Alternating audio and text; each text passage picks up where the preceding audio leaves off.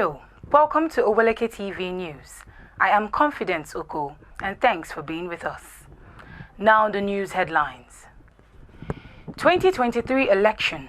Opposition lost due to overconfidence and complacency. President Muhammadu Buhari says. CSO demands investigation of Evelyn Ngige over alleged breach of Procurement Act. Latest update about the 2023 JAMB exam, centers and candidates. Federal government suspension of fuel subsidy removal, the best option, Labour.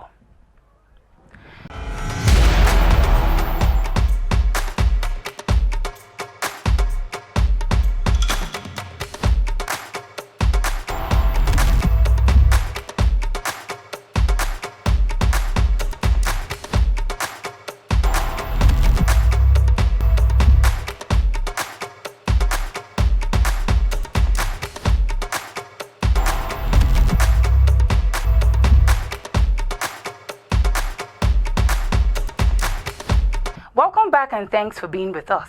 Now the news in full. President Muhammadu Buhari has blamed the loss of the opposition in the 2023 presidential election on their overconfidence, complacency, and bad tactical moves going into the exercise.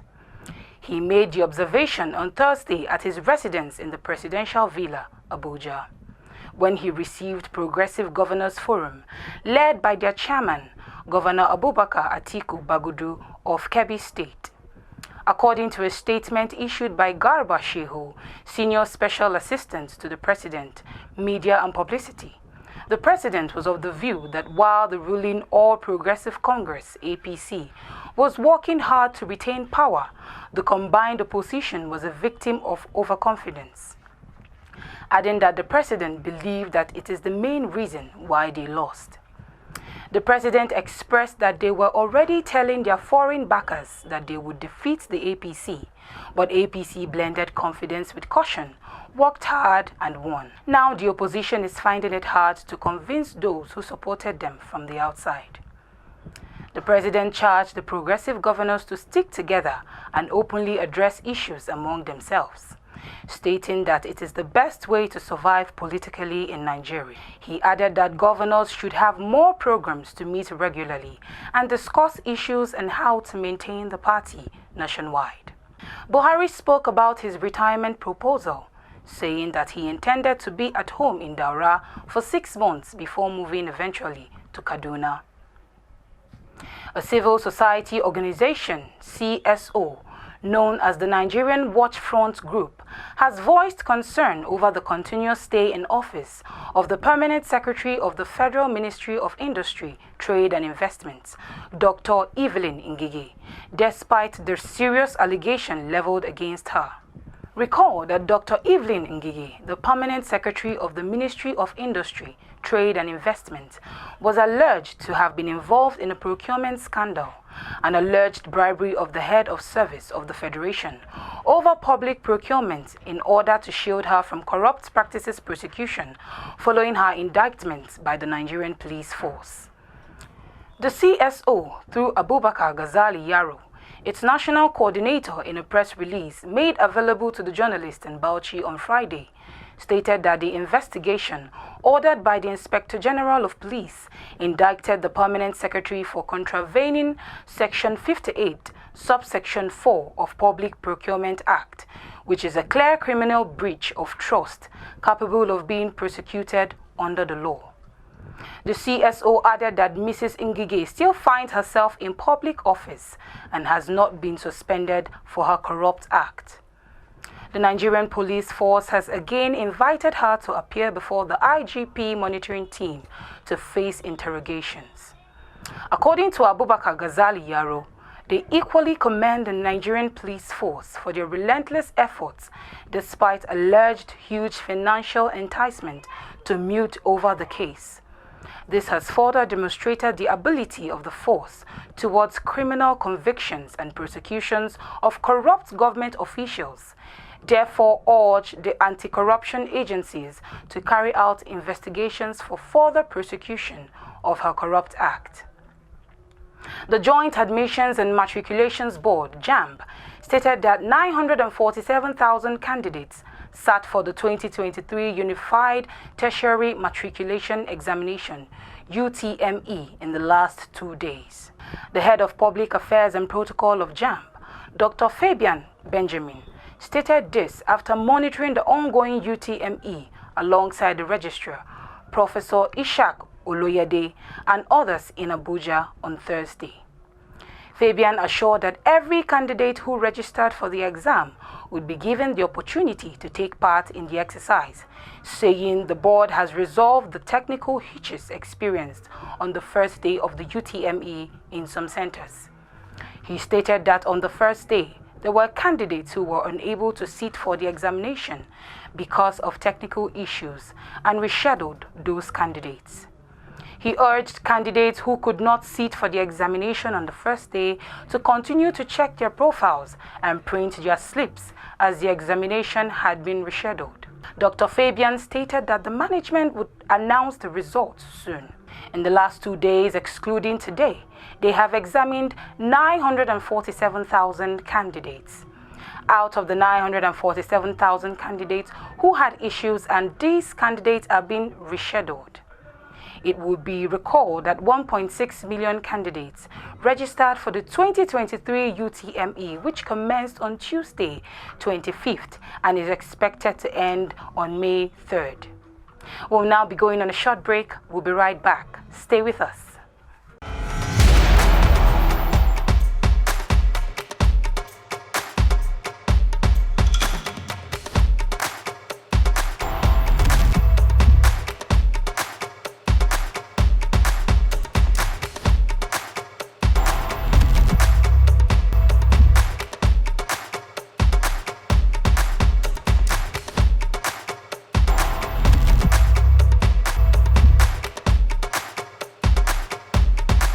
Welcome back and thanks for being with us. Labour has described the federal government's decision to suspend the removal of fuel subsidies as the best option. Mr. Benson Upah, head of information, Nigeria Labour Congress, NLC, stated this to newsmen while reacting to the recent suspension of the subsidy removal by the federal government on Thursday in Abuja.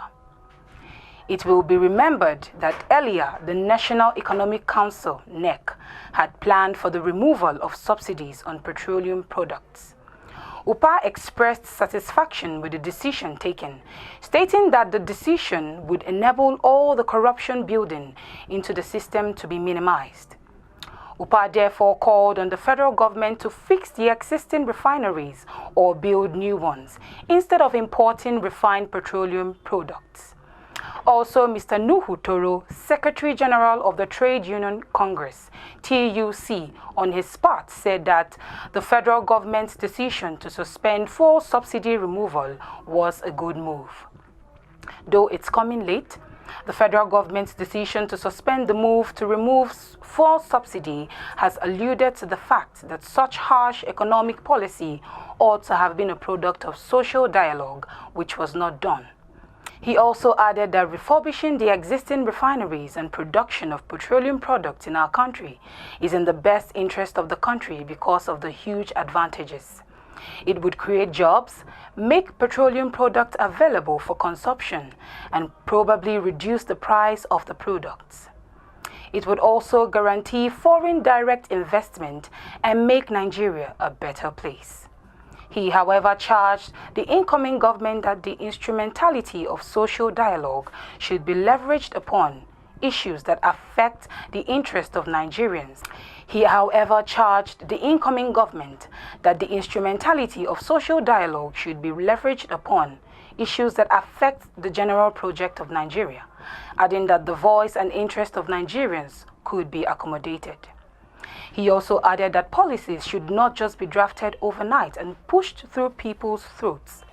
Nigeria belongs to all, and all are critical stakeholders and must be part of the decision-making and implementation body to ensure our country moves forward. A High Court of Justice sitting in Lokoja, Kogi capital city, has restrained the federal government from its planned concession of the Ajaokuta Steel Company Limited, ASCL, and the National Iron Ore Mining Company, NIOMCO, at Itakpe. Recall that the federal government had commenced the concession process for the two companies situated in Kogi with an advertisement. However, in a suit with number HCL/211M/2023 filed by the Attorney General of Kogi State on behalf of the government and people of the state, the court was asked through motion expert to give an order for a stay of action on the concession process pending the determination of the substantive matter on it before the court. The motion expert was to bring the pursuant to Order 11, Rule 7 of the Kogi State High Court, Civil Procedure Rules 2006. Leading 7 other lawyers, M.Y. Abdullahi, SAN, drew the attention of the court to the affidavit of urgency deposit in the application while seeking the orders. He sought 2 orders, and orders of interim injunction restarting the defendants or respondents, their agents, representatives, officials, and whosoever acting for them or through them or on their behalf from proceeding with the concession of the Ajaokuta Steel Company Limited and the National Iron Ore Mining Company. This was supported by another seeking injunction of restraint against defendants carrying out any of the itemized functions or activities as contained in their publication published in the Daily Trust on Friday, 21st April 2023, including the virtual pre-qualification for conference or interview slated for May 4th, 2023, pending the hearing and determination of the motion on notice. Delivering his ruling, Honorable Justice Josiah Majabi, the Chief Judge of the State and Presiding Judge of the High Court 1, found substance in the motion and granted the application. He said the affidavit of urgency deposed to by the claimant clearly established that he has a prima facie case on a claim of right to the 5th and 6th defendants, ASCL and NIOMCO, and that except for the court intervenes at this stage to prevent the defendants from proceeding with their plan on the concession of the 5th and 6th defendants, their action will foist a state of helplessness and hopelessness. He therefore ruled in the circumstance, holds that the grant of an order of interim injunction is appropriate and necessary to preserve the rest in the case as a matter of urgency and to prevent a situation of irreparable damage to the applicant as one having an interest in the 5th and 6th defendants, pending the determination of the motion on notice. He consequently granted the application accordingly. The defendants in the matter are the Attorney General of the Federation, the Ministry of Mines and Steel Development, the Bureau of Public Enterprise, Ajaokuta Steel Company Limited, and the National Iron Ore Mining Company.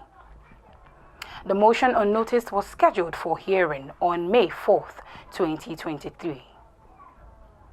Education Minister Adamu stated that Nigeria accounts for 12.4% of the out-of-school children in sub-Saharan Africa. He made this known on Thursday in Benin during activities to mark the 2023 Education Week of the Edo government. NAN reports that the event was themed Education for Alagagaru, investing in quality education and access for the children and youth. Our education challenge is an open secret, and out of 258 million out-of-school children worldwide, an estimated 62 million are in sub-Saharan Africa.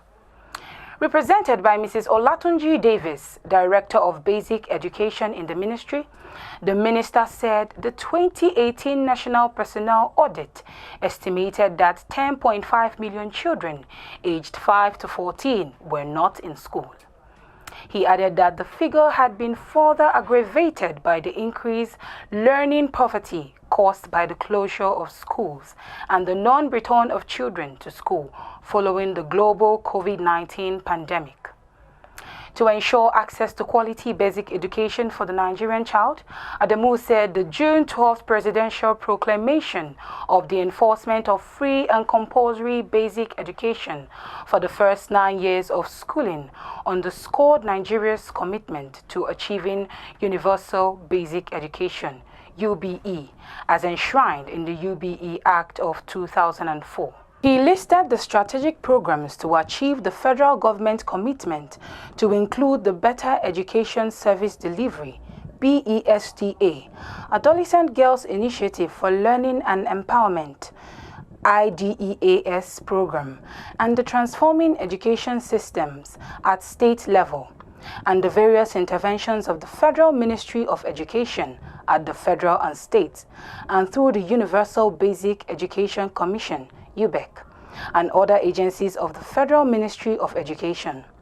The minister expressed that the education is one of the most important investments a country can make in its future. It is a powerful agent of change which improves health and livelihoods, contributes to social stability, and drives long-term economic growth. The return on investment in education is very high. Therefore, there must be no compromise on quality. He stressed that a major policy priority to the medium-term National Development Plan still remains to improve access to quality education in the country. He, however, commended the Edo government for improving the education sector and charged other states to follow suit. Earlier, the Edo Commissioner for Education, Dr. Joanne Oviawe, stated that the Education Week was to showcase the progress made in Edo BEST, a reform based on technology, in the last 6 years, as well as what to do moving forward in the learning of our children. He commended the stakeholders for supporting the vision of Governor Godwin Obaseki's vision for reenacting education in the state. We'll now be going on a short break. We'll be back. Stay tuned.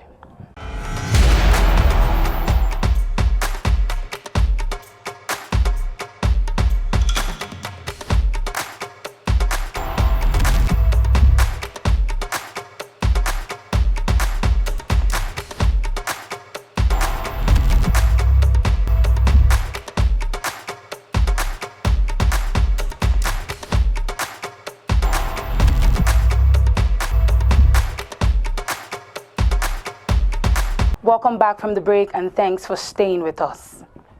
The chairman of Nigerians in Diaspora Commission, NIDCOM, Mrs. Abike Dabiri Erewa, says 5,500 Nigerians schooling in war-torn Sudan are among the first batches of Nigerian students being evacuated from the troubled country. Dabiri Erewa made the disclosure at the weekly ministerial briefing organized by the Presidential Communications Team on Thursday in Abuja. According to her, there are over 3 million Nigerians residing in Sudan, and efforts are being made to evacuate as much as possible from the country if the war persists. She, however, maintained that priority would be on children, students, and women. She stated that 13 buses had already departed Sudan for the Egyptian border, Aswan, from where the returnees would be airlifted back to Nigeria. Others departed from El Arazi University, also in Khartoum. The 13 buses that have departed for the Aswan border in Egypt will be received by the Nigerian ambassador there and the Director General of the National Emergency Management Agency, NEMA, Habib Ahmed, who is already there with some officials. According to the NIDCOM chairman, it is now time for Nigeria to focus more on Nigerians in Sudan and other parts of Africa because there are many of them residing in other African countries. Dabiri Erewa said as the evacuees return to Nigeria, they are not refugees, they have homes, therefore they would be given some assistance to help them settle down before joining their families. NEMA will decide what will be given to the returnees because the funding is with the Ministry of Humanitarian Affairs and Disaster Management. Usually, it's just a little amount. The Caretaker Committee Chairman of the People's Democratic Party, PDP, Dr. The Caretaker Committee Chairman of the People's Democratic Party, PDP, Dr. Abdurrahman Usman, has revealed how Governor Nyesom Wike's presidential ambition hinders the party from zoning the presidential ticket to the south. Usman, who was a member of the PDP's Presidential Campaign Council in the just concluded general elections, revealed this while speaking to Oweleke Television in Kaduna. He says the party leadership must punish the Rivers State governor for various anti-party activities. According to him, PDP wanted someone from the southeast to pick the presidential ticket, but Governor Wike kicked against the plan because he had an ambition. He ensured that the zoning committee set up by the party, which is headed by Governor Samuel Otom, throw the contest open. He says the Governor Wike is somebody who thinks is larger than the PDP. Governor Wike is the same person who scuttled the presidential ticket from being zoned to the south as Atiku wanted it, but he scuttled it because of his personal ambition. And now over to sports news. Queen's Park Rangers manager Gareth Ainsworth has confirmed that Leon Balogun will be out for the rest of the season after the Nigerian defender suffered another injury. Balogun's 2022-2023 campaign has been ravaged by injury, and ahead of QPR Sky Bet Championship match against Stoke City at the Bet 365 Stadium on Saturday, Ainsworth confirmed another. Ainsworth told reporters at the pre-match press conference on Friday that they would have got a very good squad available now and did not pick any injuries up at Burnley, which was brilliant. Only OCKK and Leon Balogun will be out for the rest of the season, as they are both brilliant professionals. Balogun joined QPR last summer on a free transfer and was a mainstay in their defense, starting 12 league of games and scoring 1 goal before an injury kept him on the sidelines. And that's all for the news on Oweleke TV. But before we go, here is a recap of the major headlines. Buhari 2023 election. Opposition lost due to overconfidence and complacency. CSO demands investigation of Evelyn Ngige over alleged breach of Procurement Act. Latest update about the 2023 JAMB exam centers and candidates. Federal government suspension of fuel subsidy removal. The best option, Labour. Don't forget to follow us on our social media handles flashed on your TV screen for all your inquiries and advert. I am Confidence Oko till I come your way again with another heart-thrilling news. Stay safe and thanks for being with us.